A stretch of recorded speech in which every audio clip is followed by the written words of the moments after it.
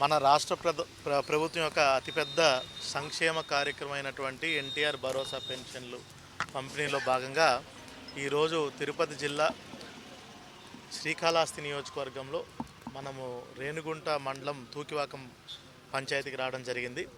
ఇక్కడ పెన్షన్లు పంపిణీ స్థానిక నాయకులందరితో కలిపి చేయటం జరిగింది. మనందరికీ తెలిసిందే, రాష్ట్ర ప్రభుత్వం ఎంతో ప్రతిష్టాత్మకంగా దేశంలోనే అత్యంత ఎక్కువ అంటే పెన్షన్స్ ఇంటి వద్దనే సచివాలయం సిబ్బంది ద్వారా పంపిణీ చేస్తున్నాము.